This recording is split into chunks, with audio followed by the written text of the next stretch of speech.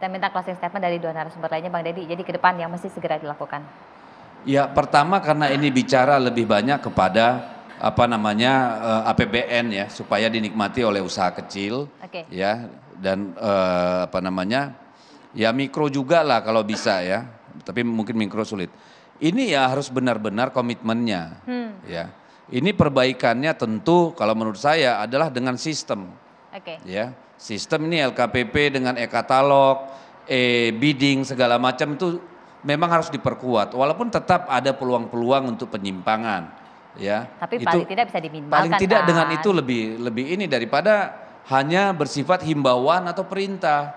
Karena kita berhadapan dengan manusia yang memang manusia Indonesia itu suka jalan pintas dan suka pengen cepet kan gitu. Nah kalau ini sudah diberesin ya mudah-mudahan. Tetapi di luar anggaran pemerintah, kalau menurut saya, ya memang ekosistem industri kita ini harus diperbaiki dengan benar dari hulu ke hilirnya. Karena semakin hari kita ini bukannya semakin produktif, semakin memproduksi, ya makin banyak konsumsi. Ya, jadi itu kan tidak memberi manfaat yang besar. Bukan kita menolak impor atau barang luar negeri, tetapi kan kita harus men-trigger terus-menerus supaya memang kita bisa mendapatkan keuntungan besar sebesar-besarnya. KPP silahkan. Ya, terima kasih. Jadi Bapak Presiden kemarin marah itu satu paket dengan instruksi beliau agar APBN APBD kita dibelanjakan untuk UMK. Dan saya barusan dapat kiriman hari sudah keluar Inpres nomor 2 tahun 2022. Ini sebenarnya dalam rangka Bangga Buatan Indonesia yang pembinanya Pak Menko Marves.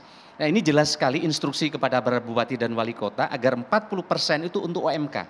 Usaha mikro, kecil dan koperasi, bukan menengah. Dari sini komitmennya saya kira sudah sangat jelas dan harapan kami nanti ini bisa kita eksekusi bersama-sama. Dan kalau ini jalan seperti hitungan dari BPS akan mendorong pertumbuhan 1,6 sampai 1,7% dan berbagai regulasi terkait belanja ini juga setelah diberesin dengan Inpres ini, termasuk juga Pak Mendagri sudah merevisi Permendagri 77 sehingga teman-teman bisa belanja menggunakan kartu kredit, termasuk pertanggungjawaban keuangan dan lain-lain.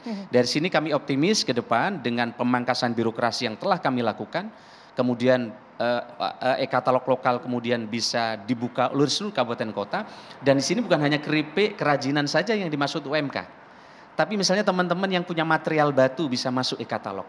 Aspal bisa di e-katalog, pasir masuk e-katalog, paving masuk e-katalog. Dari sini sesungguhnya penyerapan anggaran akan semakin cepat sehingga respon dari usulan rakyat ke depan dengan e-katalog akan segera bisa diwujudkan. Baik. Kira-kira gitu. Jadi dasar hukumnya sudah jelas, tinggal bagaimana peta jalannya. Sedikit saya kira.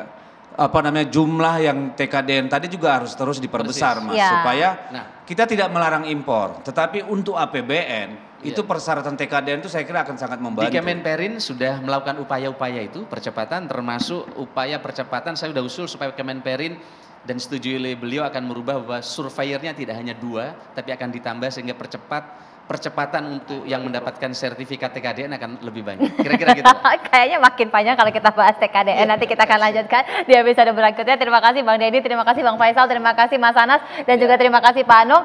Mudah-mudahan saja implementasi dari ketentuan-ketentuan dan aturan yang sudah ditetapkan oleh Bapak Presiden dan juga pemerintah ini bisa terimplementasi dengan baik agar harapan kita bisa jadi raja di negeri kita sendiri dan bisa menguasai perekonomian tentunya bisa terwujud. Saya Brigita Manuar pamit, selamat malam, sampai jumpa.